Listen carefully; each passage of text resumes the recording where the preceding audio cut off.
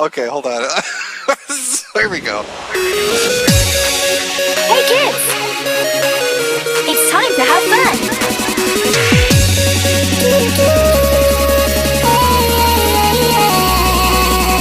Ready, set, go!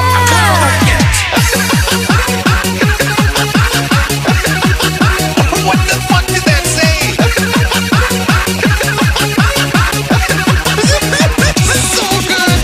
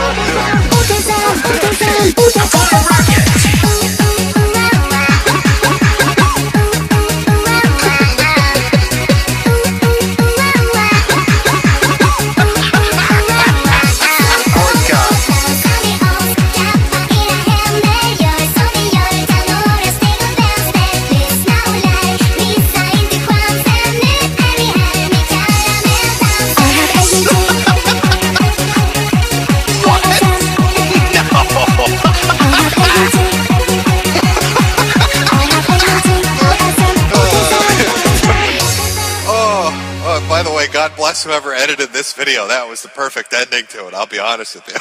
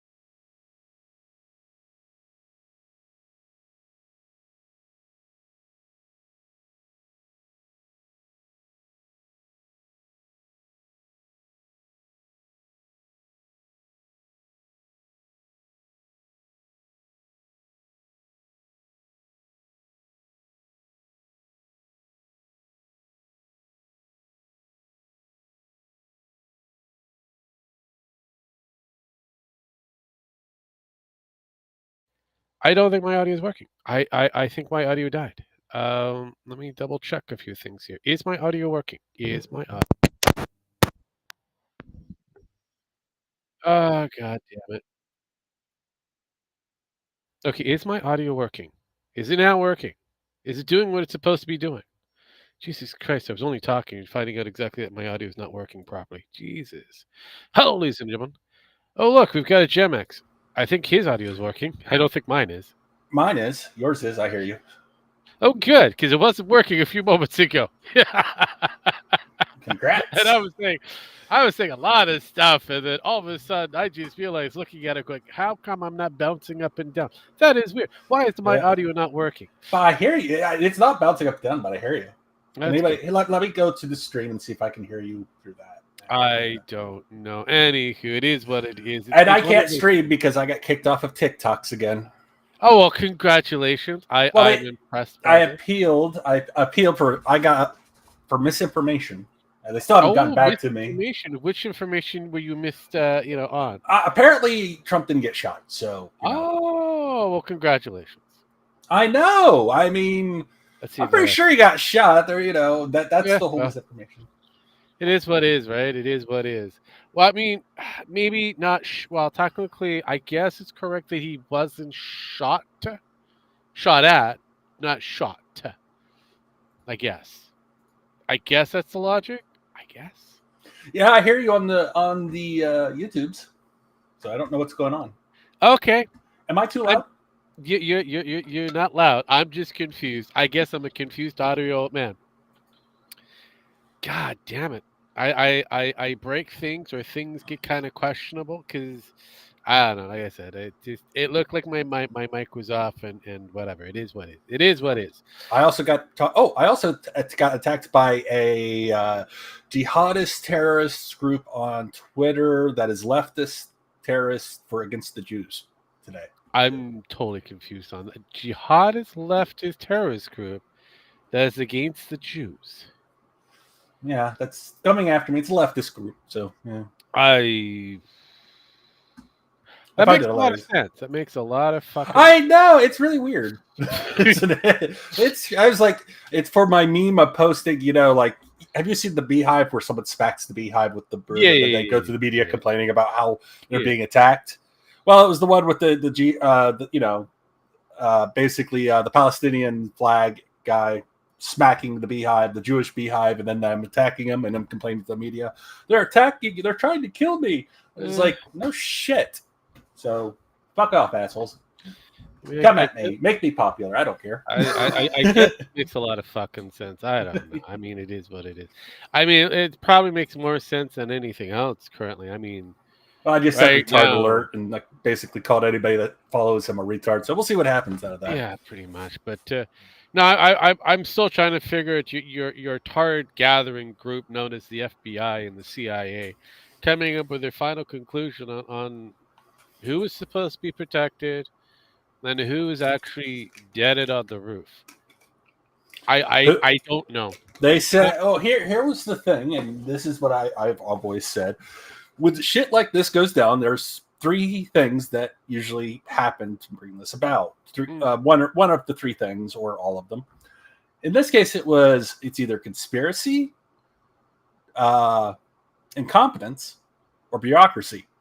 Guess which three it was. Guess which one it was. I think it's all three still. Yes, it is. It is all three. So we have. I still think it's all three. Oh no, it's definitely all three because. When your CIA director goes, "Oh yes, the buck stops here. It's my fault, but it's not my fault. It's local law enforcement's fault." And it's like, bitch, you can't have your cake and eat it too. I thought it was can't eat your cake and then have it too. But regardless, that's just my thing. It's my thing. I know the expression is supposed to have your cake and eat it or whatever it is, or eat your cake and have it.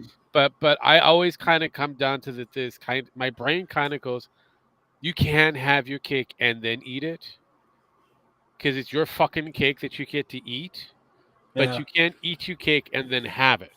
Well, that makes more sense, but the saying, is... I know what you mean, but that's the saying. I know the expression. It always fucks me over because every time people use that expression, I kind of go, wait, hold up. Yes, you can. You can have your cake and eat it too. It should be the other way around. It would make more sense. Because if you ate your cake, you can't have it. So everybody's pissed on the left that Trump chose J.D. Vance. It's like, I saw that. I look, it was already rumored that he would be the VP. Oh, yeah. So, I mean... Well, here's the thing.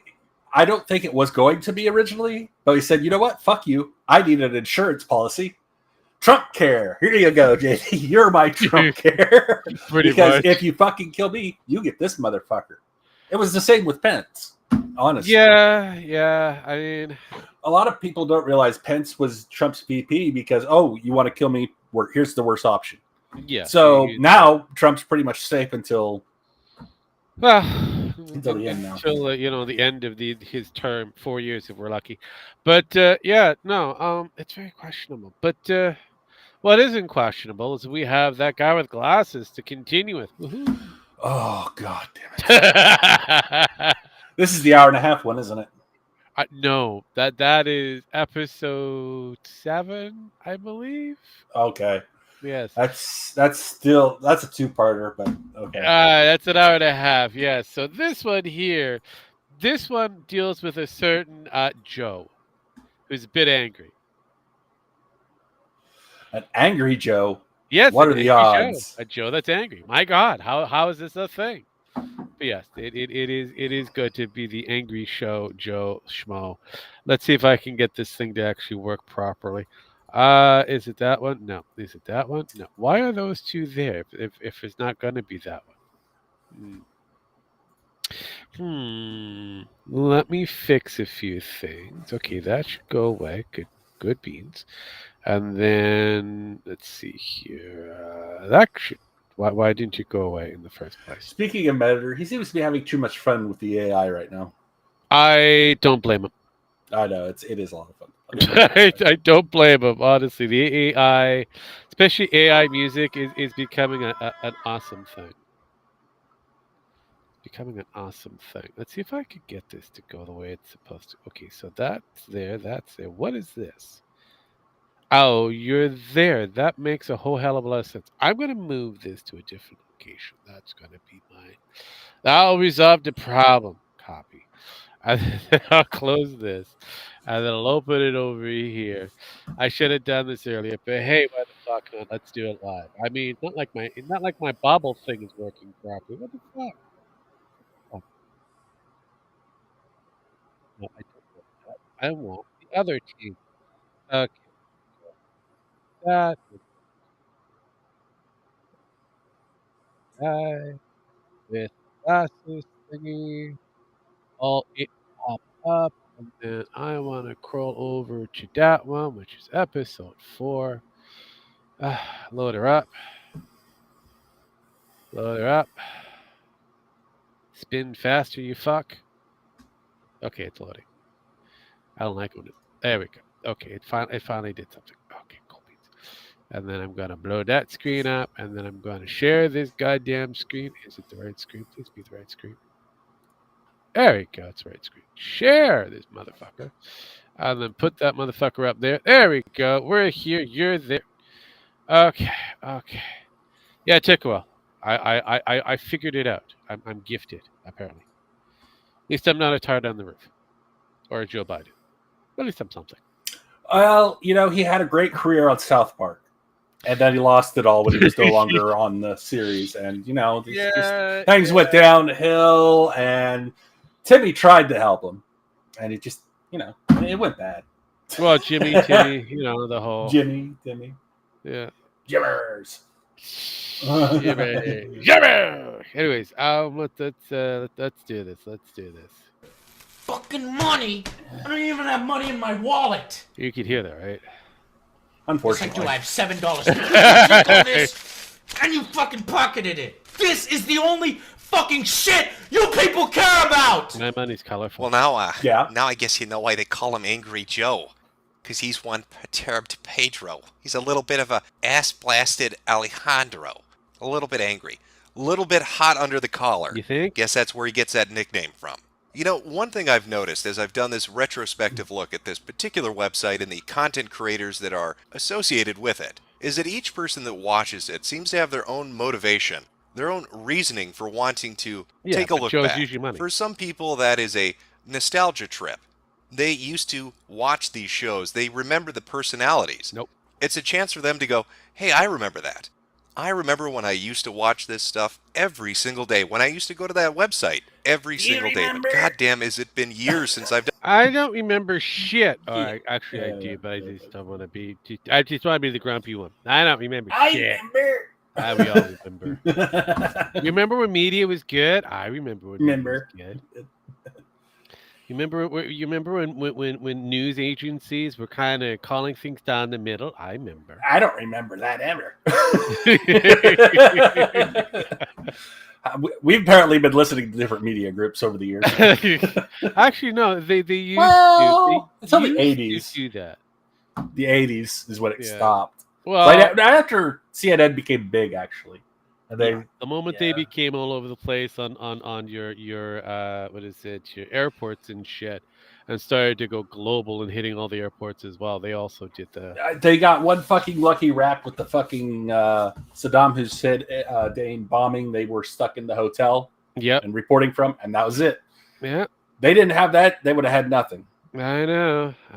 So it is that was what it is now. It is what was. It isn't now. Oh God. But I remember when there used to be a little bit more, I don't know, central focus. You made the decision whether that was right or wrong, but you were given the information. Now we're just given somebody's opinion. Jesus. Usually the wrong opinion. But continuing. Done that. For other people, it's more of a carnival sideshow attraction. They get to sit down for 15 to 20 minutes and hear a nice summation of individuals that were associated with the website and events that took place in their life. But I think one common thread that each of these videos happens to share with one another is that they are cautionary tales. Are they? They are cautionary tales for what to look out for if you want to be a content creator on the internet. Nope. Each of them serves to show and illustrate the pitfalls and the mistakes that you can make, what you should look to avoid as you navigate your way around this particular area of the internet. In Doug's case, it's a creator who wanted to escape his own creation, who wanted to branch out and do new things. And in order to do that, he felt it necessary to disassociate himself with the thing that the fans loved the most, the price he paid for it, and his inevitable return to having to do it. In the case of Noah, it's a content creator who was on top of the world, making thousands and thousands of dollars with a very large fan base. All looking that looks forward like to the his child next molester creation. looked early on. But due to his own arrogance, his own hubris, and his own mistreatment of his audience, he saw his popularity and his profits begin to sink.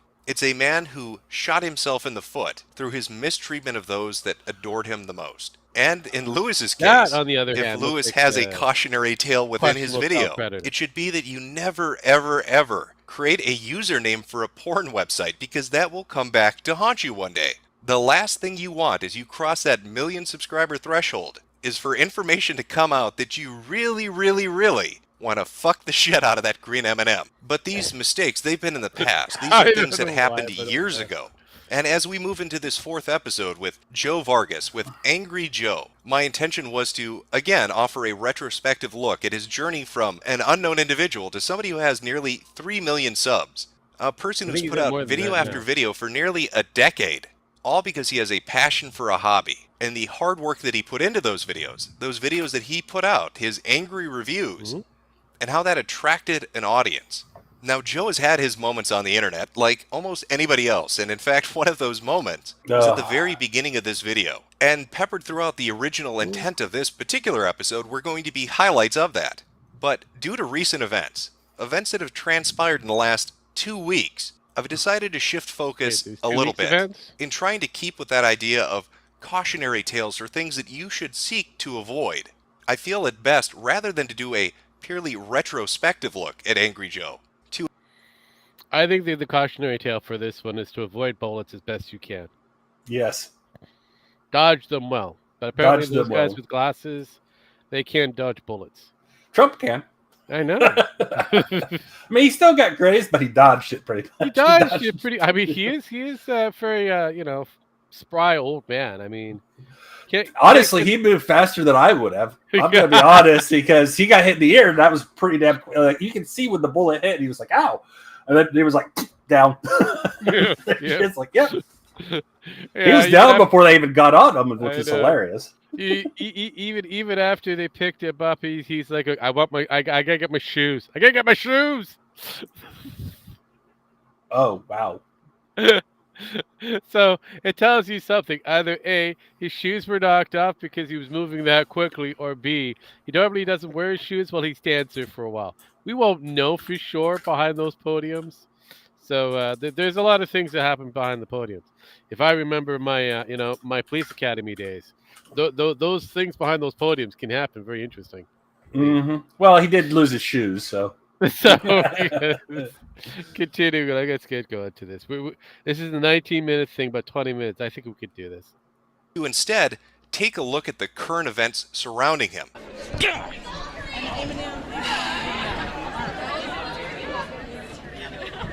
He did his research. He was prepped. He was ready for me. Now, Joe's problems began about 2 weeks ago when he uploaded a video announcing an unexpected 2-month vacation. Throughout the course of his update vlog, the other Joe, he the explains better to his Joe. audience that he needs to take a break. He had been taking a minor break from his content production over the course of the past week, and he was seeking to extend it through July and August all the way until September. Now, he wasn't taking a break entirely from the content he produces. No, instead he was going to be taking a break from what he described as the most intensive of the videos he makes, his angry reviews. He goes on to explain that he's not burnt out, that he doesn't dislike making them, but just that he had been producing content consistently for 9 years without really ever taking time off. And then now that he had had a bit of a taste of it, he wanted to actually have a real vacation. Now, from the get-go, Makes sense. there were groups of people that were already upset with this particular announcement. Why? Some people were upset because Angry Joe had posted a schedule promising a certain amount of angry reviews per month. Okay, hold on. So these people are angry because of the fact that he wouldn't be producing content for them on a regular, because he wanted to take a 2 months hiatus for vacay, an actual real time off after serving for over 9 years. I mean, that kind of fucked up or what? It is pretty fucked up, actually. And these people were bitching about it. This is weird. Maybe it's just me. I don't get it. I don't get these people. And they were already claiming he was falling through on that promise before this video ever went up. So there they are, already dissatisfied, already upset about the perceived lack of content that was coming from Joe, content that he himself had promised to deliver. And then on top of that, he releases this video announcing that he isn't going to be producing any of it for another 2 months. There was also a large amount of subscribers to his channel who were there merely to watch the angry reviews. That's what they came to watch. That's what they liked the most. They didn't watch his other content. They just wanted the angry reviews. So Joe got some pushback right away from the video. But it wouldn't be until a few days later that things really begin to go tits up for Joe when he uploads another video. Joe in the north, the Joe in the north, the Joe in the north, the Joe in the north, the Joe in the north, the Joe in the north. Game of Thrones! Let's do this! Now, people were already remember upset that. with the fact that he was telling them he was taking a break from the content that they liked the most. But now here a few days later, he's uploading other content that's an hour in length, that's not related to angry video game reviews at all. And the comments and the ratings immediately began to reflect the dislike people had for the fact that he was uploading this as opposed to the reviews that they came to the channel to watch. And it would be Joe's reaction to this that really marks the beginning of the shit show proper, because Joe didn't like the reaction he got from his own audience. He didn't like the fact that they were telling him not only were they upset with what they perceived as laziness on his part, but with the content he seemed to enjoy outside of angry reviews. So Joe did what most people in this day and age do. He went to social media to Oh, bitch. geez. This situation sucks. I can't make content I want except for one thing. If I started a new channel, haters would just follow me there. I think the only option for me at this point is to either stop the show entirely or disable comments and ratings and do what makes me happy. I gave them 9 years of free content, more than 1,135 videos, Jeez. and I can't get any love on my own channel to produce additional content I want. I'm taking back my channel. I will fight you on the side of the street for it. I've decided to disable all comments and ratings on all videos for the next month. I want to see what it does to the viewership and engagement. Joe then went even further by screen capping conversations he was having in the comment section with people that were posting on these videos All right. to highlight what he saw as an attack against his content and against himself. From Greenhouse, enjoy your vacation, Joe. You just lost another subscriber. No one cares. If you can't respect someone who's given you 9 years of free content and 1,100 videos without a break to share his opinion on one of his favorite shows, then fuck the hell off, you little shit. All God right. damn this attitude on YouTube. Some of y'all should be ashamed of yourself. Fuck. So he got the time to do an hour-long review of a TV show, but can't do a 20-minute game review. This shows the basic mentality of your below-average YouTube commenter. They think the 20-minute game review equals 20 minutes of work. How anyone finishes a single game in 20 minutes is beyond me, versus a 1-hour review of a TV show in which we sit in place and discuss something unedited. If you ever wanted to know why my YouTube comments are sometimes filled with stupid shit, this is the reason. And Joe, true to his word, disabled ratings and comments on his videos, which were already at that time being bombarded by downvotes and comments really calling him out. They didn't like that he was going to Twitter to bitch about it. They didn't like that he wasn't producing the content he had promised he would produce. They didn't like that he was seemingly attacking them for saying that they weren't interested in him reviewing television shows or movies, that they wanted game reviews from Joe. This, of course, began a cycle which is commonplace on the internet. When a content creator begins to attack their own audience, people began to shit-talk him on social media. They began to make threads on forums and image boards, I mean, all talking about what the hell was Joe's talking problem. shit about your Why was audience he being a doesn't help, giant pussy you know? and having No, to no, it disable doesn't. ratings and comments? Why couldn't he take the criticism that they wanted to give him? Now, fast forward 2 weeks to just a few days ago. Joe releases another video, this one much longer than his vacation announcement, in which he takes the time to really go over what his thought process was and to address a lot of the criticisms that were leveled against him. And when you look at the metrics, when you look at the ratings between the first video he put up, the vacation one, and this video, you'll see a clear difference, and that difference has to do with how he addressed the situation. And so I'd like to take a look at what Joe had to say and the reaction that he got in relation to this entire event unfolding, from his initial announcement to the pushback, to his reaction to that pushback, till his final update video explaining himself and his side of the story to his audience. Because I think within all of this, within this entire situation, it really helps to serve as a cautionary tale. Just like those first 3 episodes, this will help you to know what to avoid in the future. Like the first thing they did, they were like, okay, here's XCOM, it's got aliens, and it's like, it's so XCOM. Joe's cardinal sin when it comes to this entire situation was his inability to interface with his own audience and to communicate with them exactly what was going on and what the motivation and reasons behind it were. Simply taking a look at his videos before he shut down the ratings and the comment section, and you can see people were pissed. They were extraordinarily angry at Joe. It got to the point where gaming news outlets were talking about it because everybody was watching this situation unfold in real time. And as it escalated over the course of weeks, Joe ended up adding fuel to the fire through his tweeting and his social media outrage at the reaction he was receiving. It created a negative feedback loop. Somebody would say something he didn't like, he'd respond to it, and it would encourage other people to say something as well.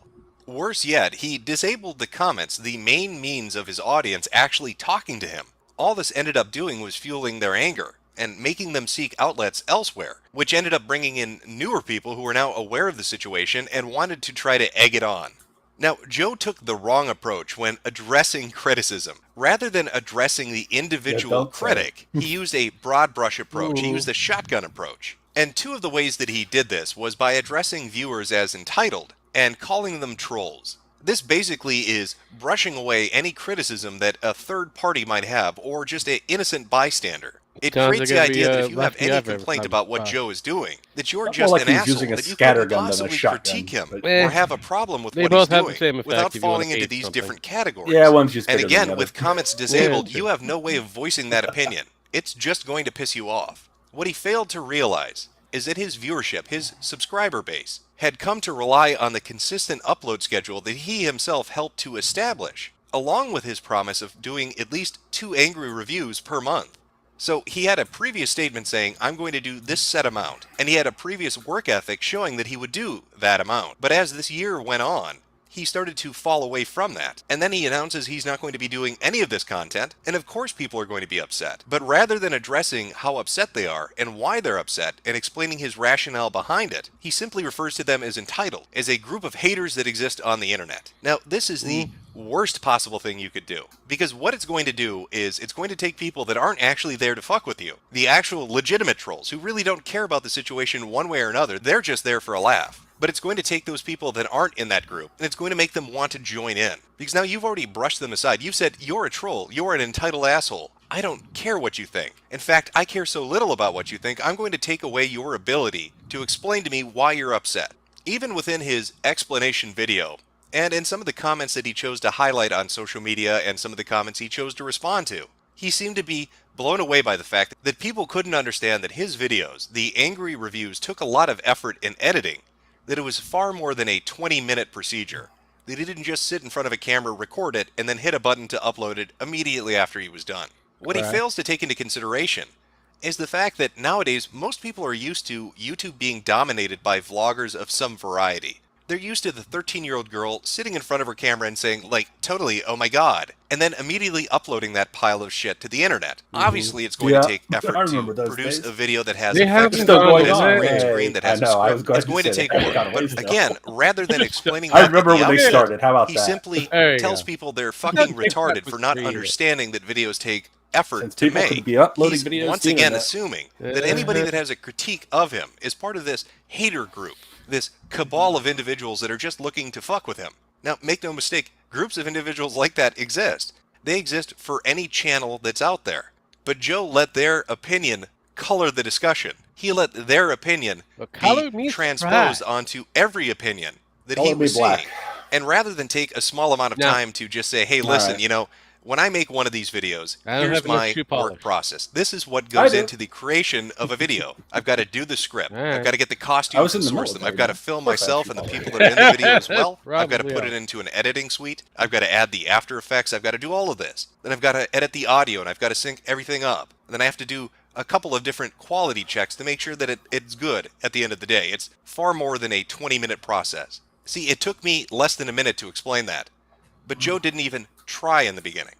Now, like I had said earlier, when you look at the metrics between that first video and that second video, there's a noticeable difference.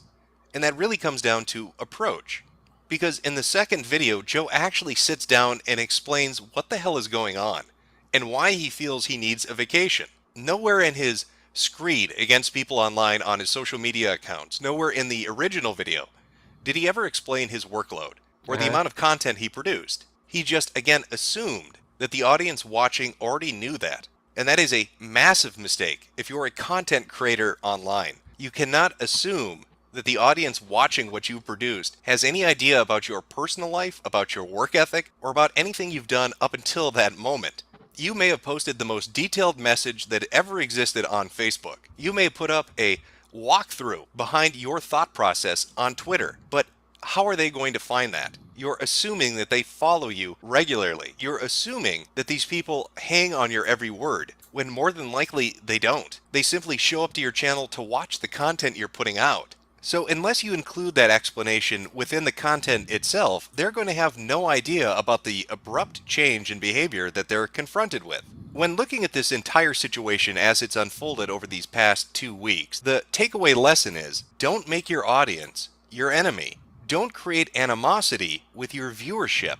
And this is exactly what Joe ended up doing. He took what was a fan base and he alienated a good portion of them. He did so in the way that he addressed them. Rather than helping them to come to an understanding from his perspective, he lashed out at them.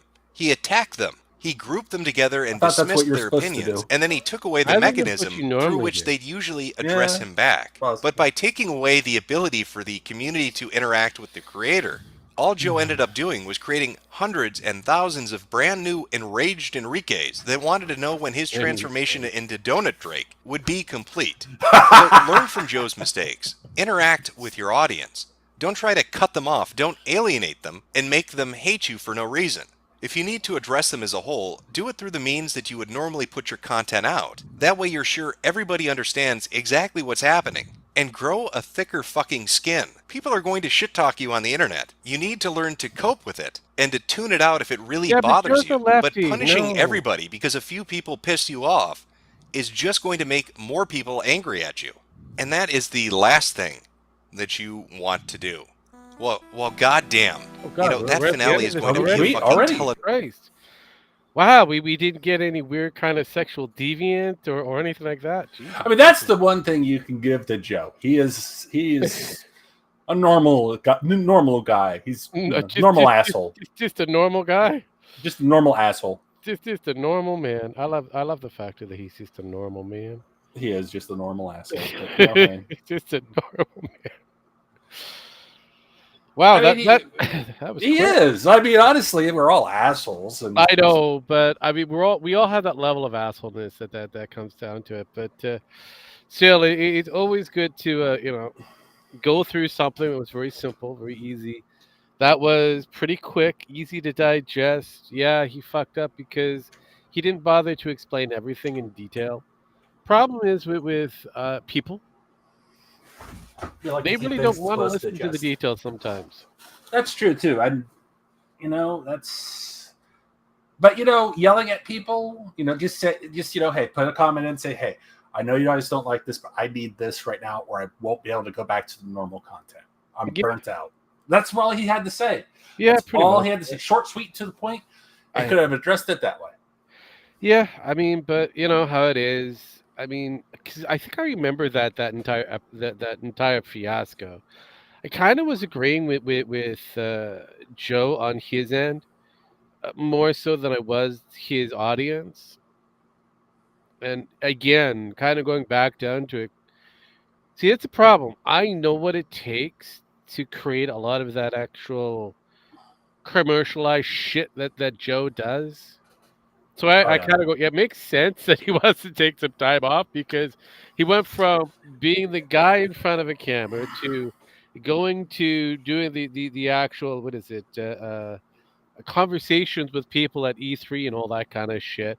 And then adding in the skits and adding in other Joe and then adding in another person. Then you got to take it to the gameplay. Even if the game's a shit game, you still have to Yeah, play it through. I mean, you have that's countless hours that you have to go through. I mean, you're looking at about 7 days worth of work Yes. compressed into how often he did it. I mean, Yeah. Rinse and repeat, and he's got and it's cut down to maybe about 20 to about 30 minutes worth of airtime. So he's got all of this data that he's creating and has to create and it's all whittled down to 20 minutes, give or take, that people get to digest.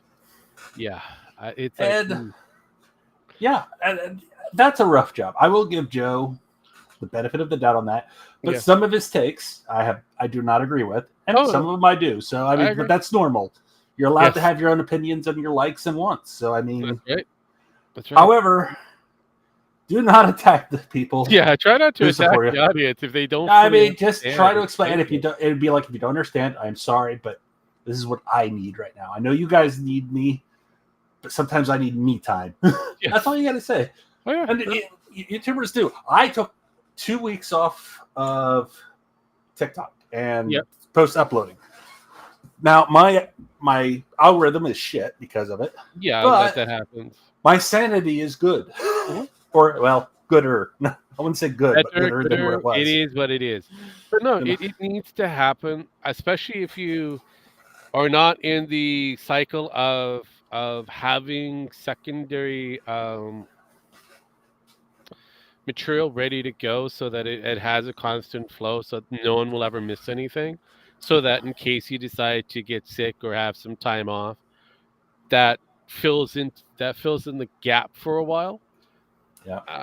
Yeah, some people don't go through that process because of the factor like they try to catch the news on that moment as quickly as possible. Problem is sometimes it's best to wait because hey, look at the media now with this whole Trump assassination attempt. We have two suspects, one that could be one of them is supposed to be dead. And we don't know which one it is, according to the FBI or whoever, because the media has decided to dole out 2 fucking names that have similarly looks with each other, and I keep going, kind of rattling my brain, kind of going, okay, if I remember correctly, wasn't the statement that the guy was shot on the rooftop and he deaded? Because if Mhm. the guy on the rooftop is deaded, how would we get these 2 names, these 2 people? I'm still trying to figure that one out too. Well, here's the thing: the one guy who came with did the I hate Democrats, I hate or I hate Republicans, and I hate Donald Trump, but you missed me. And it's like he came out and said today, "It's not me, it's not me. I'm alive still." That's another guy. I was just trolling the shit out of you. Please leave me alone. And I heard he was like, and now everybody's still using pictures of him saying it's the other guy. Yeah. I'm laughing my ass off as this guy. I was like, dude, great troll. Bad but timing. you fucked up. Great troll, but you fucked up. Yeah, bad timing for that troll. I'm sorry, but it's just like, but no, I mean, it's like, oh god, this is. But yeah, because again, get the report that the guy's dead, and you get this troll trying to capture the The lightning in the bottle. And he didn't even put. He didn't even put himself up there. Somebody else put him up there, and it was trending. So he jumped on it. Don't blame him. Yeah, no, time, again, I get it, but it's like going. He should have waited a week. He should have waited a week and then jumped on it. And then like, it was me. Because right now, just like the media, we have so many different suspicions, suspects. We've got conspiracies being created because we got 2 names now. One of them is deaded, and we don't know which one it is. And the one that is supposed to be deaded on the rooftop, he's going around going, "It's not me." So you kind of go, wait. But the media's still running with his name. And so, but they're also running with the other name. No one can make up their mind. Like I said, when the FBI stepped in, the truth died. Yeah, I know. I know. That's what I mean. So it's like, we're fucked. So this is like, not okay, a surprise. The second they said the FBI is taking hit, I'm like, fuck. This should be the Secret Service doing this, honestly. But because yeah. But it is what it is. So yeah, I get it. If you're not in this business and you don't have an easy set, so you have things that are kind of ready to go, that on a weekly schedule or a bi-weekly schedule, whatever the schedule is that you've created, you don't have things all ready to go just so that it's already in the bag, that you don't have to continue to produce something, then great. Unlike something like a Spark-related show, there was a lot that he produced that could have survived him for about 2 years. But hey, just so happened that, shit happened and he had to kill everything. Yeah. So it happens. It happens. But yeah, no. So yeah, if you don't have that explained to your audience, as clearly put it. But I have the second one on the ready. I am impressed that we were able to get through the first one. Just that easy. Fuck, it was weird. Just that easy. Hopefully, it's not as creepy inducing as the sexual pervert that we had that was making his own first version of comic that was just Green Lantern, who was afraid of things. It was weird. Oh, I remember this, I think. So this is 21 minutes, give or take. Here we go. Yeah, that was the intro, the hat. Yeah.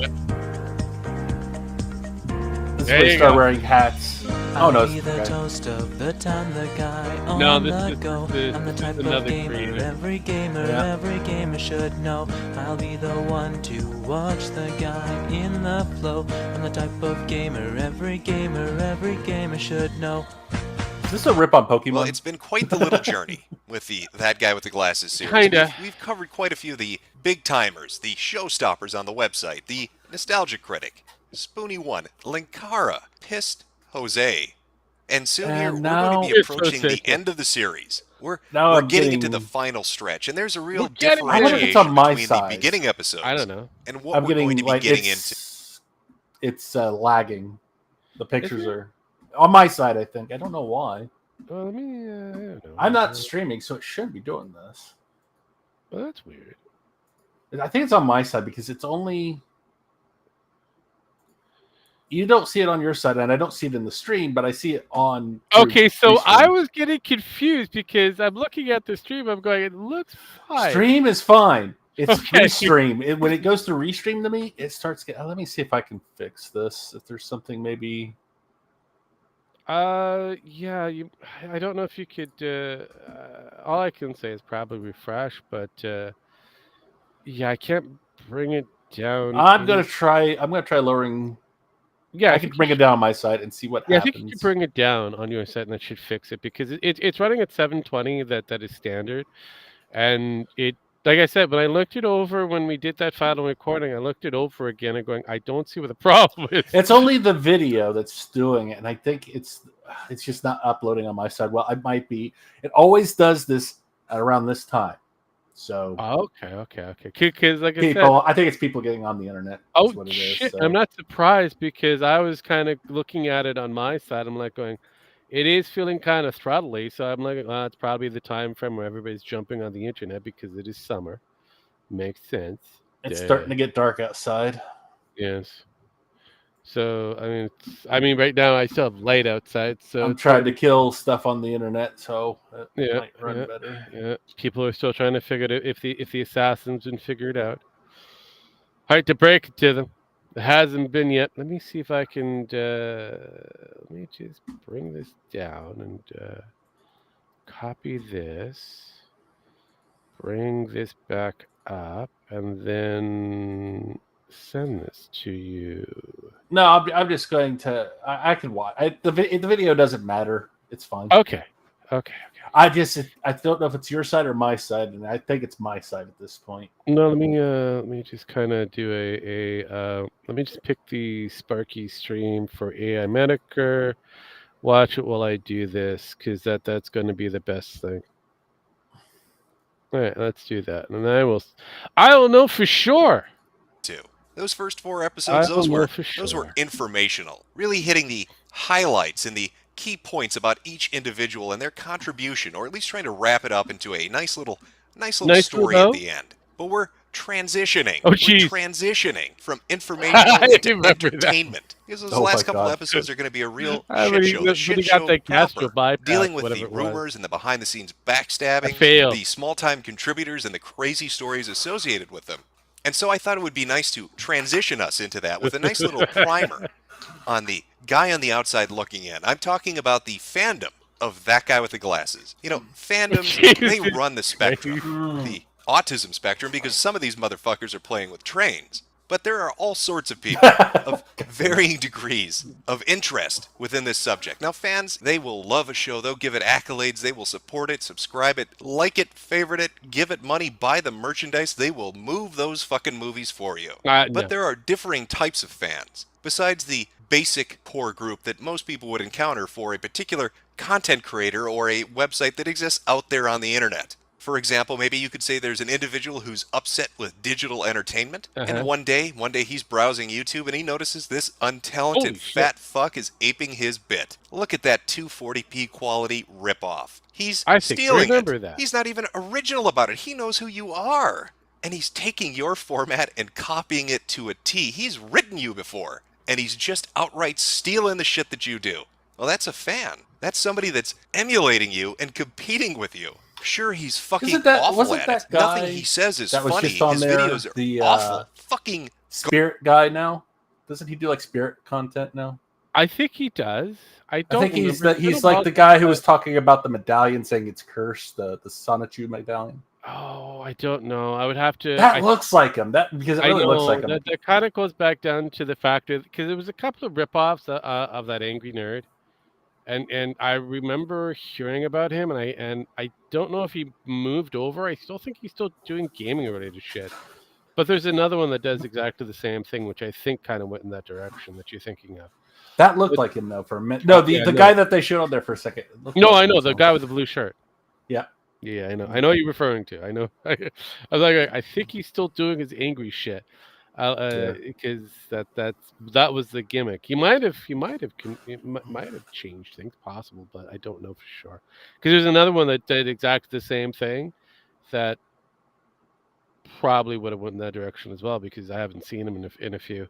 But mind you, going back to the stream, it looked like it was working on the Sparky's side of things. So I think it's you.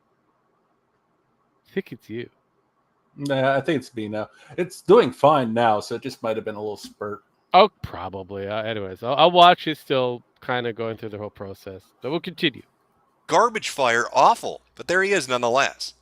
Or maybe you find out that one day, just like that 240p untalented another guy out there. Again, I aping your remember that. bit. But of course, as time goes on, you find out not only does he think Barbie's a shitty game, he's had to flee the fucking country. And he's filming videos of himself in Mexico playing with toy dinosaurs because there's a court order out for him as he tries to escape the law because he's been harassing his ex-girlfriend. Life comes at you fast. Wow. That's all I'm saying. No, Yeah. that guy with the glasses doesn't have anybody that had to flee the country, at least as far as I'm aware of. But it's got its host of fans who really either want to be a part of it, who want to emulate it, or even criticize it. Because at some point...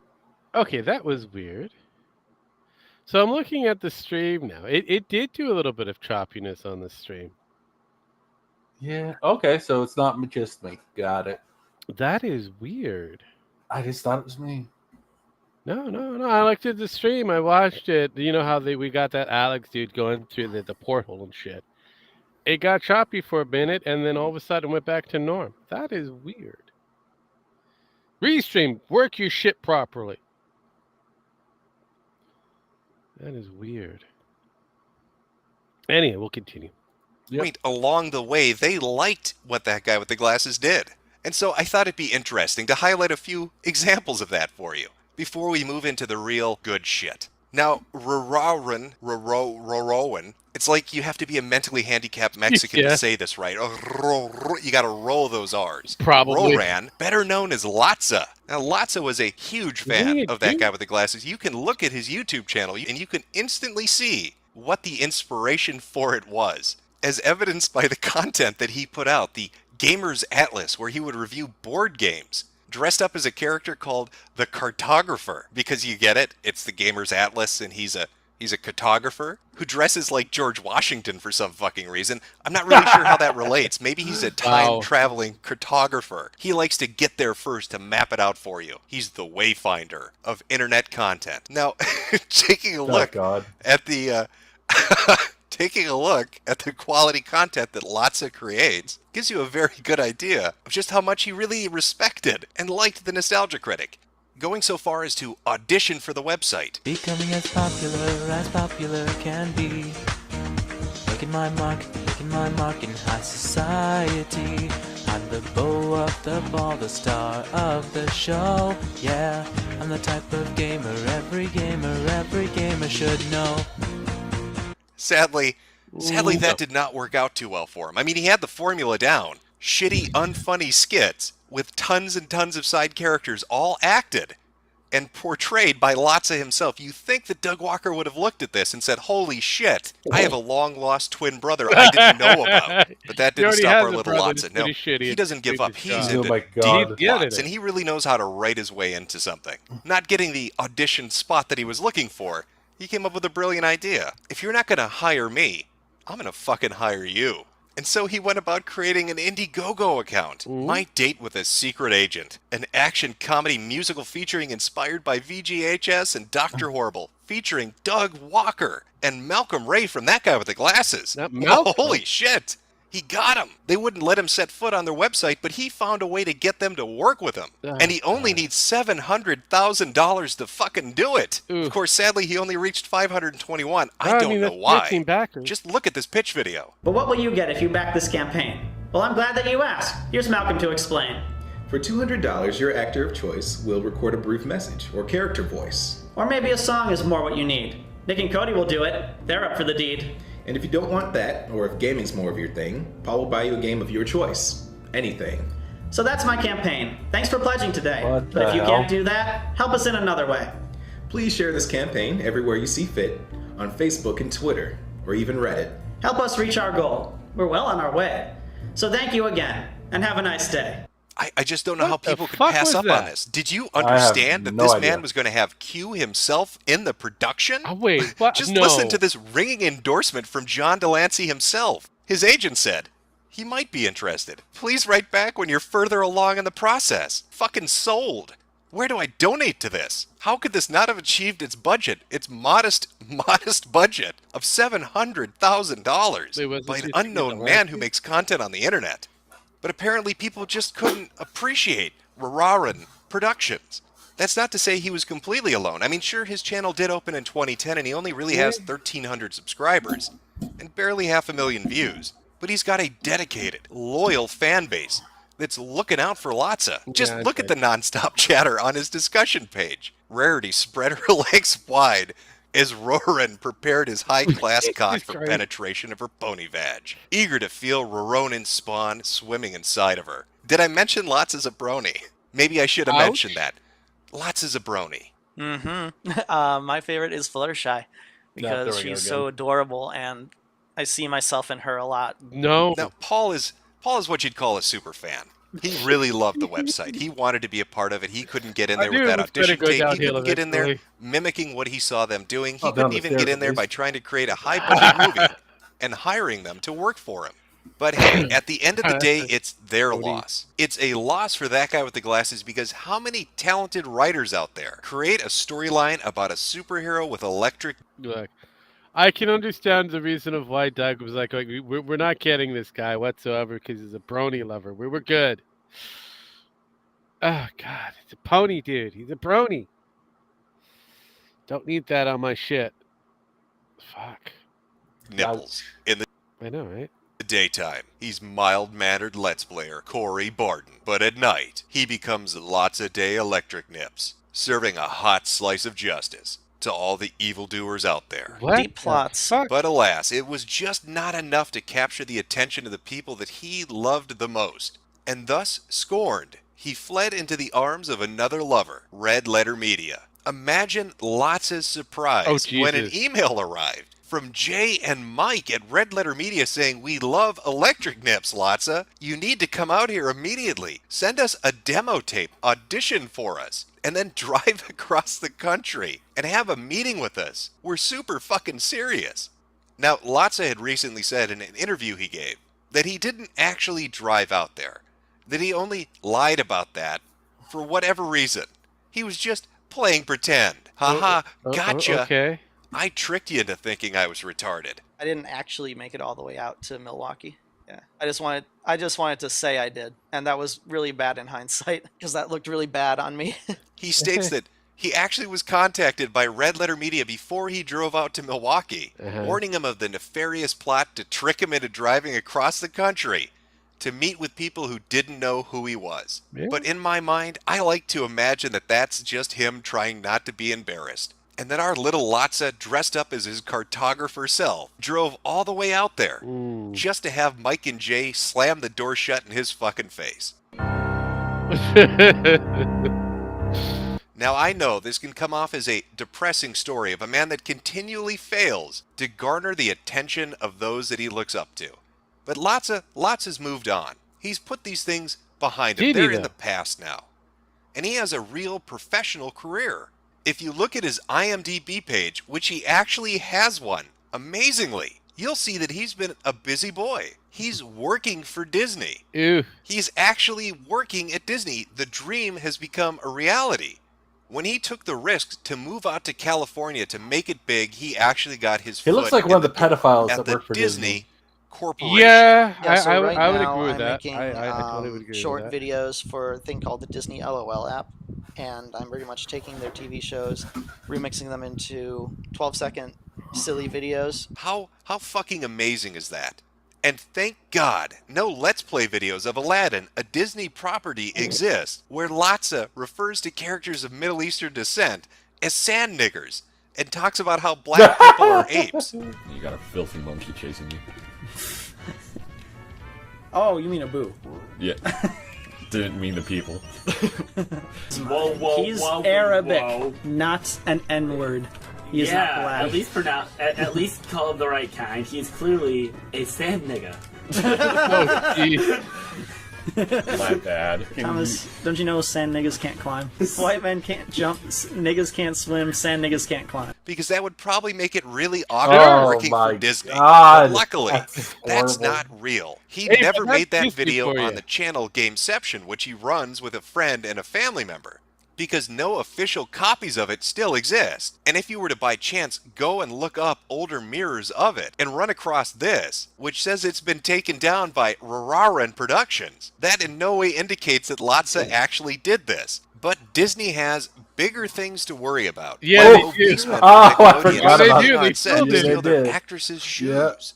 Yeah. Now, Lotsa is Oh. what you would describe as a super fan, but He's there a were other groping type. variations I of thought the it was a Pete fandom guy. that branched out to do their own thing, Either whether way. that was emulate it or critique it. Now, as far as emulation goes, there's a now defunct website, Reviewtopia, which was a carbon copy ripoff of That Guy with the Glasses. I remember Strangely that. enough, they actually had people jump back and forth between That Guy with the Glasses and Reviewtopia to put their video content on both sites.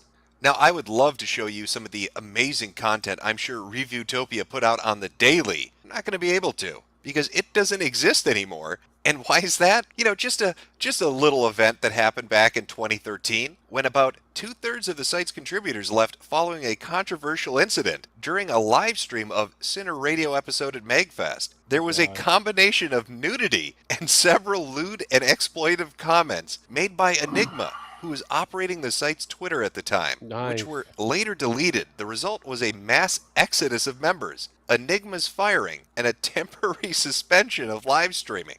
Well, that sounds like one hell of a fucking party. You know, And with cocaine's a Enigma hell of a and drug. 2/3 of the goddamn website leaving, not much was left of Reviewtopia. In fact, it really doesn't exist in any form now. You're lucky to find even a few videos mentioning it in its brief history on the internet.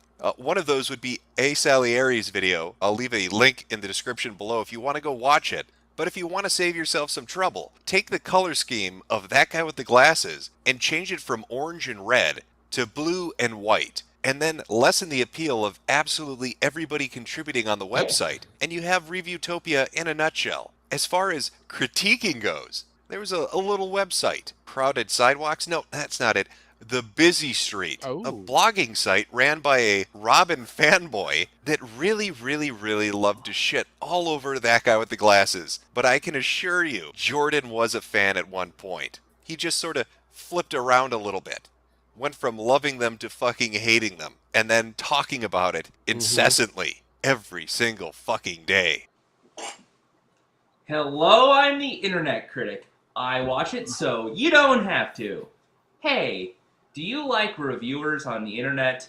I don't. And just like with Reviewtopia, the Busy Street doesn't exist anymore. You can find some archives of it, some of the articles that exist out there like this. But aside we're from that, reviewers not on the much. internet. The God damn older it. contributing members, their staff. Kind of sad when you kind of look at it. It's like, God damn it. We're reviewing history. We kind of agree with it. It sucks. But, oh God, but we're still here. Like, what is it? Stan and Waldorf. You know, the two old dudes from the Muppet Show.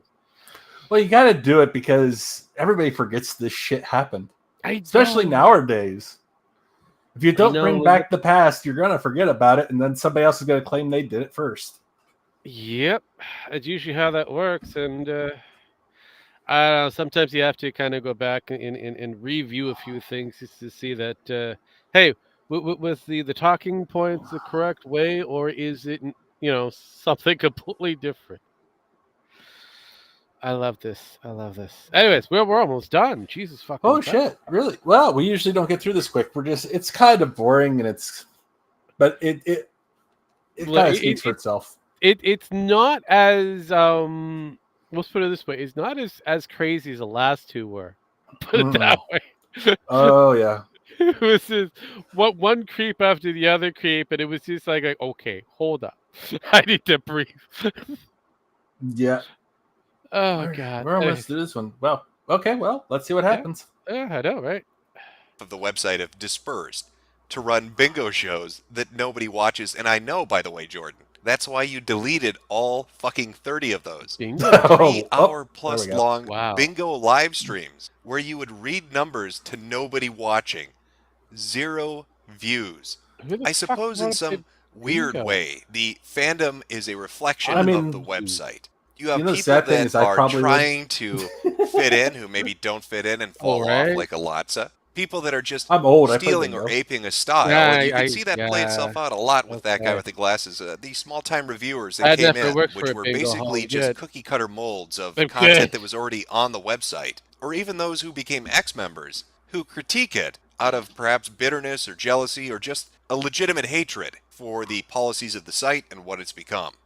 So I hope you've enjoyed this brief look at the That Guy with the Glasses fandom. I just wanted to highlight a few different cases. Wow. Mainly a lot of Lotsa, because who doesn't love electric nipples? I sure do. Fucking love them. Now, just as fair warning, as we move into the final 2 episodes, there's going to be a tonal shift. A very noticeable tonal shift. I held back a lot with the first 4 videos. I tried to be very neutral, tried to be very almost bland in the presentation of information and citing the facts. But going forward, it's pure entertainment. We are talking about rumors and fucked up shit galore. Yeah, so if that's not your thing, if you like the informational stuff, just cut it off at episode 4 and walk away. Because 6 and 7, the final 2 that are coming up, are going to be night and day different than the first 4 that you watched. So that's the fair warning. You've been given advanced notice. I know. If that's not your style, just skip it. The series can end right here for you. You can just walk away. Well, that is the. It's not going to end right here for us because, well, technically, how long's the next one? This particular stream may be ending it for us, but this entire fiasco is not going to be really ending it so soon. So there is that. There is that. Jeez. Let me look at the other one and see how long that is, and make some decisions here. All right. While you're doing that, if it's I'm going to take a quick break here. I'll be right back. Mm-hmm. Oh, okay. So episode 6 is another 21 minutes. Well, I'll say 22 minutes. I think we can get through that. So we will have that ready to go. There we go. Yeah, I think we could do this. Badoosh. And then badoosh. So we just wait for Gem, and then we will go through this one as quickly as possible to kill the this particular one, because the next one is apparently an hour long or so. So there is that. So we're going to go into 6, which I think is going to be mostly based off of the rumor and innuendo. So this is going to be fun and exciting. So we're going to wait for Gem. So how's everybody doing out there in Chatsville? We doing fine? We doing great? We doing grand? We doing excitedly? You enjoying what you're hearing? I know, right?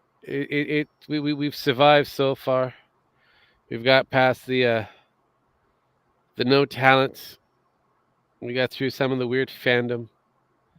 We got through Doug and his questionable antics. Spoonie, who I have no idea who the fuck that was, but his questionables. Yeah. Been kind of weird. Hope you guys have been enjoying it so far. And this is where things get weird. Because I got to figure out, questionabilities.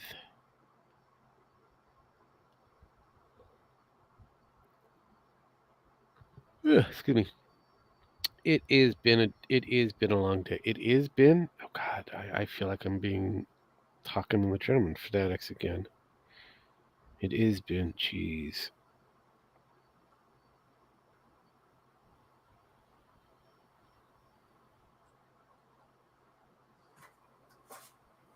Oh. All right, I am back. Sorry. You are. Yeah. Oh. It's not easy to run upstairs and to go take a piss and then run back and down when you're crippled. Well, that is fair. That is the thing. I'm surprised you didn't have a bucket or a bottle or something so we could hear the clucking noises, just like a certain fat guy. Listen, I have pissed in a bottle in Iraq. I don't want to piss in a bottle at home. So this one here is about the same length as the last one. So I think we can get through this one, call this, and then we'll have episode 7 or whatever it is as the final. So So there we go. Okay, let's do this. Oh boy, it's time for the compilation video. I know, for all those right? minor contributors, the people that weren't content heavy enough to have their own individual episode. I'm Not a so excited. Spoony My One nipples or are a hard. Pissed Pablo, but nonetheless, I they were cut glass with contributors them. to the website. Now, there are a whole host of people, a plethora to choose from, of individual contributors throughout the year that have had minor altercations here or there. But exactly who would we define as a minor contributor? Would Sean Faust from Epic Fails, would he be minor? Looking at this individual, do you he's a think the big one. word minor would apply to him in any conceivable fucking fashion? This Nutella-eating butterball could be described by almost any other word than minor. Yeah. Minor, well, you know what? I guess there's the minor heart attack, the minor one. But don't worry, guys. Sean Faust is going to be A-OK. He's not working anymore. Clearly, when you're that size that you need a flatbed No truck more to drive you to the heart attack, hospital, hopefully. that's when you don't want to leave the house. You just want to sit down and just never get up again. Fuse to the seat underneath you. That is the winning strategy. But all actions have consequences, and that's why I'm guessing his mother lit him on fire. That's speculation. I can't confirm it to be fact, but that is speculation that I've come up with. That she was trying to find a way to motivate him to leave his room and lit him on fire. Can't say that really did happen, but it's a beautiful image. Imagine him basting like a turkey in a room as he tries to escape through an opening that's put him just out. too There small wouldn't to be fit enough out. water to put How him about out Brad as bad Jones? as he Boy, is. a lot of I've people wanted me to heard talk he's about great. Brad. Talk That's a about lot the of fuel cinema on snob. that You need to motherfucker. bring up the cinema him snob. straight. He had a few That's things like happen in his whale oil. personal life, and we want to hear Oh, the about it. cinema Well, you know snob. what? He has Brad some is a issues. saint. Look at that face. I'm not going to talk shit about Brad Holy Jones. I like the cinema snob. I like an shit. individual that lets it all hang. Okay, so the cinema snob is kind of a weird one. A very weird character. I believe his sexuality is bisexual, but also I would say it'd be the early introductions of whatever it's considered tri or pansexual. He's like all over the place. It's very open. Yeah, I'd see him having sex with the toaster. He's like all over the place on that one. Like, oh my fucking god! But yeah, no. He does most of his shows like that, but barefoot. Okay. Yeah, yeah. Hang Looks out like there. he's trying to be and the I man do in mean black. all of it. Yeah. Yeah, posters a little. Oh! Just fix that there. Perfect. Oh no! Well, it would appear that I've written myself into a corner here. Who am I going to talk about? What minor contributors can I fill this time up with? I was going to do Was this it by compilation accident video. for and real, looking or at was it now, there's not really that many fucking interesting. That was gimmick. That was after. I think that was during the whole Phil thing. Dark Side Phil. Oh, I remember that. Yeah. Yes. So he decided to one up it, and that. Honestly, I won't be too sure if it was completely naked, but he might have been, knowing this motherfucker. Yeah. And he put up the giant thing there, so yeah, there was a guarantee because that thing was pretty big. Just to make sure that there was no chance of anything, accidentally swinging through. Okay. So, yeah, like I said, he was a weird one. He's still a weird one, but yeah. All right. Questionable hobbies he got. Interesting people aside from the big names to discuss. I mean, I've talked about Noah Antweiler. I've talked about Doug Walker. I've talked about Pissed Pablo. I've talked about Linkara. Hell, I even talked about Latza. So who does that leave? Well, we've looked over all the finalists for the Nostalgia Chick contest and have finally picked out our winner. Oh, well, shit. Of course, the Nostalgia Chick. You remember the Nostalgia Chick? She was the female version of Doug Walker. She won a contest to get onto the website. Hi, I'm your Nostalgia Chick, and is it Don Bluth time again already? Hell, I remember her reviews. I actually liked them. God, I wonder what she's up to these days. So, for part 2 of our deep dive into gender and Transformers, how's that for a phrase you never thought you'd say as an adult? Well, come on. Yeah. Who doesn't want to use feminist theory to examine the Transformers? Doesn't that sound like fun to you? It sounds entertaining as hell to me. Oh, yes, yeah. good old Lindsay has seemingly gone off the deep end. In fact, if you were to read her social media account, you'd get a really good idea of what the nostalgia chick is like these days. No, Crazy as let me fuck. set the mood first. There we go. Let's take a look at some of these stunningly brave tweets that she's put out over the years, and see if we can try to pick up on a pattern of behavior that may have evolved since her early days at the website. I prefer to be known as Shadow Queen of the Nothing wrong with SJWs. it. From now on, there was a secret election. dog, Don't fuck worry you. about it. I'm honored. Look, dummies, no one is saying D&D are white supremacists, but they are tone-deaf writers who don't get why adding more rape to Game of Thrones was bad. I mean, dudes saying rape culture doesn't exist is like white people saying racism is over, which they often do. So, there you go. Goddamn, people trying to use the word humanist in over? lieu of feminist because it Apparently is more so. equal. Get Oh, it? okay. Makes me didn't know. so mad. Actually, my personal favorite is, Jem, do you remember when, and again, it was a very short, brief moment that this happened. I think it was about 2015, 2016-ish, where you had that Asian hate thing going, that campaign of Asian hate. Like, I never quite understood that. Now, was that hate against Asians or Asian hating everybody? no. So apparently this was supposed to be another white man hates Asians thing. Yet I always see black people doing the Oh, yeah, knockout you game with noticed Asians. that, you noticed that. I remember that now. So- 'Cause I remember that. now. They did the actual statistics multiple different times, and they found out something very kind of odd. Very kind of odd. When it comes down to any other race outside a certain very dark pigment race, they all are fine with the Asians. I've never had a problem with Asians. I know. Mexicans included. Yeah. It's kind of weird. But when it comes down to a very dark individual that is housed on an independent island, or was held on an independent island, and some of them were shipped over to a different area of an island group, they found out that group has a very high irrationality against a certain slanted-eyed group. Why is that? I don't know. I But honestly but don't know. but they don't like the men, but they love the women. Questionable. They like the young ones. They don't like the old ones. I can see that. See, there you go. So it gets You kind break, you buy. I know it gets kind of weird. But yeah, they have like a high percentage of over 50% of criminal acts against Asian people. So that died very quickly. No one really talks about that anymore. Which is why the Asians are now the new white folks. Congratulations on that. I know. Well, they've always. Hey, here's the thing: they're more likely to get into college than I am. I know, right? Jesus fucking Christ. Anyway.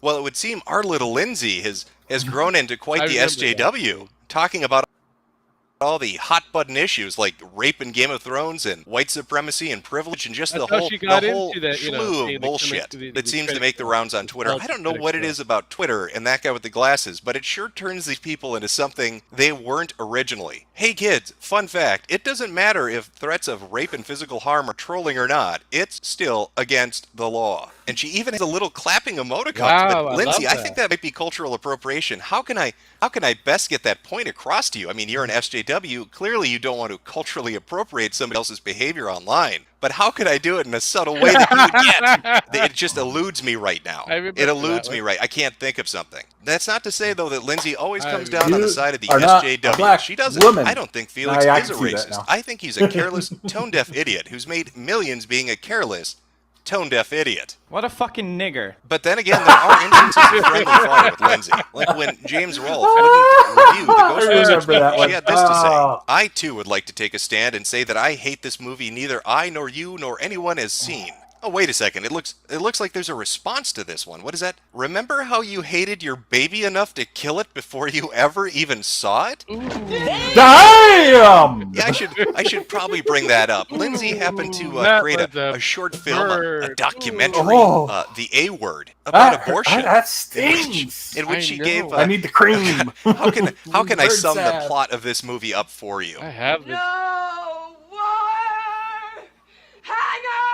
Luckily, No wire. I got the tropical gel right next to me. Oh, Putting Jim, it on now. that's horrible. How could you make a coat hanger joke about Lindsay Ellis having an abortion? Though, to be fair, right? right? You know, I'm not stepping on any toes here. I'm just using the same jokes Lindsay does. Because after all, we're talking about abortion, smiley face. So why are you getting so bent out of shape? It's not like I'm saying the nostalgic critic lusts to ride on the cock carousel. Hey, Lindsay, want some dick? What? Not saying that at all. At least not until the finale, where we're going to talk about the rumors. Looks like she you're going to needed want to tune in something. for that one. But I could go over the video more in depth. I did actually watch it, and it's really not that bad. But something else caught my eye, more than the subject matter of the video, more than Lindsay Ellis giving her speech about her own personal experience or talking about the issue in general. Something else caught my eye. Now, when you go to the IMDb page, you'll be greeted by this. Simple, standard, stock information, the things that you would normally encounter. The A Word, 2010. Having chosen to get an abortion, this documentary follows Ellis' struggle and highlights a stigma others face. The A Word is Lindsay Ellis' directorial debut, as well as a very personal story. But do you know what the weird thing is? That's not the description that was actually always up there. It used to have a different synopsis, a different summary that was listed underneath. If you were to look at an archive of the page, it says, in the fall of 2009, Lindsay Ellis, a 25-year-old graduate student, made the decision to terminate her first and only pregnancy. Finding the decision much more difficult than she anticipated. Now, why would they change the description? In the fall of 2009, Lindsay Ellis had an abortion and made a video about it. She did a small documentary about it. What happened earlier that year that fits in the time frame of needing to get an immediate abortion? What could possibly have motivated that decision? What is your problem? Look, I double bagged it, okay? Anyway. Oh. Wait a minute. Oh, God. How do these dates add up? Fall of 2009 gets the abortion. Oh my God, no.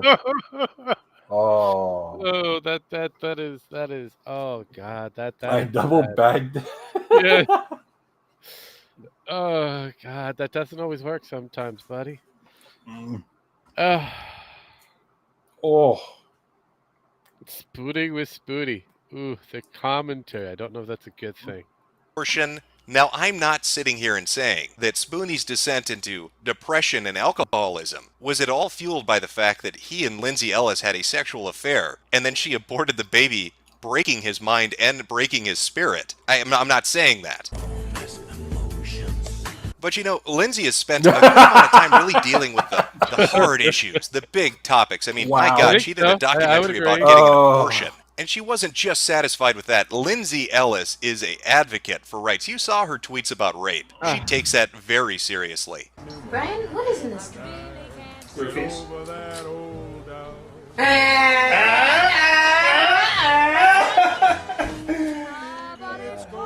She would never make a skit making a joke about rape, let alone creating a rap song about getting raped.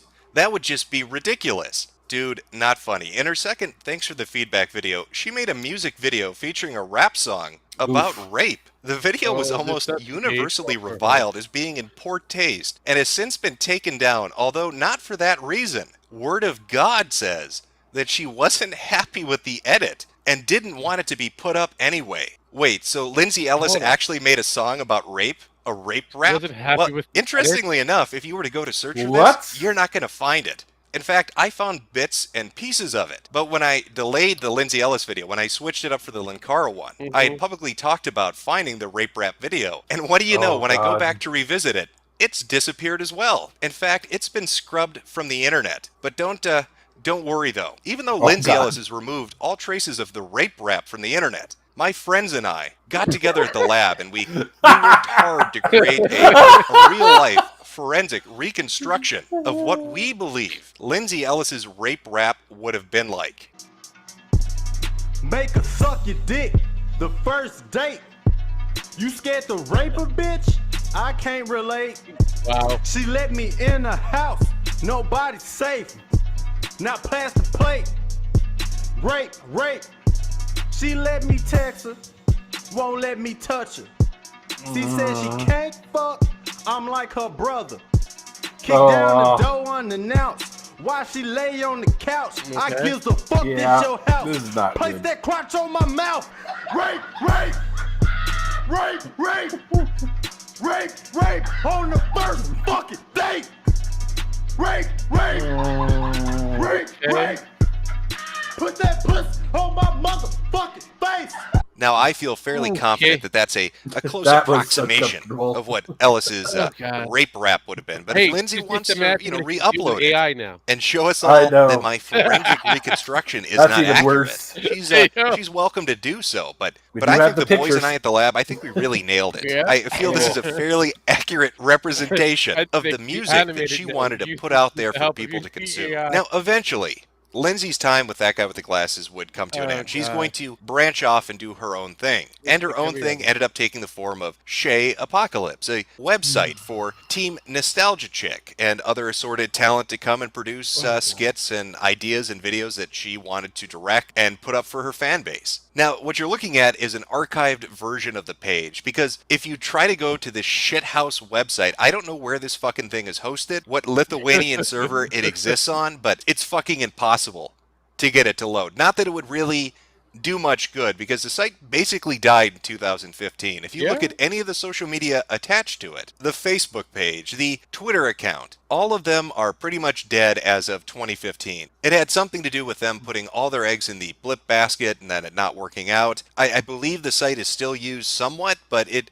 was a pretty abject failure. Yeah? But that doesn't stop collecting those dollary dues on Patreon, because for whatever reason, this shithouse website still has a Patreon account. Lindsay's still making a pretty chunk of change, which is remarkable, considering she has her own fucking Patreon account, where she makes a really good amount of money doing her own videos. And yet, here's Shay Apocalypse, still raking in those dollars. If they could hit that $500 mark, they can finally get that fucking website to work. Fingers crossed. Let's hope they hit that goal this month. Yeah, all these social media seems to be dead for it. I can't really... Well, I mean, there is the Tumblr. I mean, it is Lindsay Ellis's Tumblr account, but it's still under the Shay Tumblr name, which I guess is in association with the website. Even the description, Team N Chicks, Rumbly, and My Tumbly. So maybe this is the only vestige left of this thing. I can't really tell you. It's not like they post a lot on the Tumblr. It's not like Lindsay really talks about Shay Apocalypse on the Tumblr a lot. No, she mostly talks about other things. June2734 asked, "Hey Lindsay, just wondering how you and Todd met and became such good friends. We met, sadly, on the set of Suburban Nights." Well, set is a strong word, and sadly for me, but not for Todd. He thinks it's hilarious. We dated for about 3 years and called it off last year, but are still roommates. We kept that on the DL for a variety of reasons, mostly because the online atmosphere about a year ago became suddenly very antagonistic, and breaking up is hard enough without fuckboys publicly scrutinizing you for it. But anyway, Todd's remained one of my best friends, and probably always will be. Love me. Love my Todd. Well, who is this, who's this Todd? Who the fuck breaks up with a girl and still is their friend and their roommate? Sounds a little bit new male to me. Sounds a little bit like a beta cuck. Who is this Todd? This Todd in the Shadows. Well, Todd in the Shadows is a real-life composite. He's basically what the gay love child of Harold and Kumar would look like if they had gay ass babies. But Todd leads a double life. In the daytime, he drives your taxi in the Bronx. But at night, he mugs people in alleyways. At least that's what I'm assuming this LARPing costume is going for. That or it's some kind of fucking homage to R. Kelly's Mask period. I don't really know. But Todd in the Shadows was another contributor at That Guy with the Glasses. He made music-related content for people to consume. And much like we've seen with different content producers on That Guy with the Glasses, Todd exhibits the exact same behavior that they all seem to exhibit once they start using Twitter. Just take a look at a few of his greatest hits. I knew Justin Jew Wario and you did not. Trust me, he would not support Gamergate and would not want anyone to think he did. Nothing says moral conviction like using a dead man's legacy to argue a point on the internet with other fucking angry video game nerds. Wow. And it's a very tactful backpedaling you did immediately following this and the blowback you got for it, when you put up a twit longer saying that you were triggered because somebody had a Jew Wario hat on their avatar. But I think my favorite tweet of Todd's altogether would be this one. Gamergate is attacking a friend of mine, SRH Butts, a person who has done absolutely nothing wrong. SRH Butts didn't do nothing. It's a good boy. Just needs money for dem programs. But who exactly is SRH Butts? I mean, if we were to look up Sarah Nyberg, who would we find? Well, one of the articles you might come across would be this one from Breitbart. Leading Gamergate critic Sarah Nyberg claimed to be a pedophile, apologized for white nationalism. In a shocking post, that was the transsexual that never really transitioned. Yeah. Never really got charged either because, the bullshit back then was starting. Yeah. Oh God, jeez, I remember that. That was a questionable fiasco. Submissive male to female transsexual pedophile. Yeah.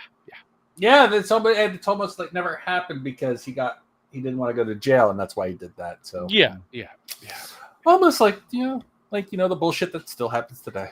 It still does. I still find it funny that these people still are throwing the actual people who are trans under the bus. And will have nothing to do with this shit. And we have these trans trenders that are. I remember that word. It was a classic word back in the day. Are still trying to co-opt the word transsexual. Wow. I've probably known 8 to 12 pedo trannies. Oh, God, that's a lot. It's a lot in the scheme of things. Continuing.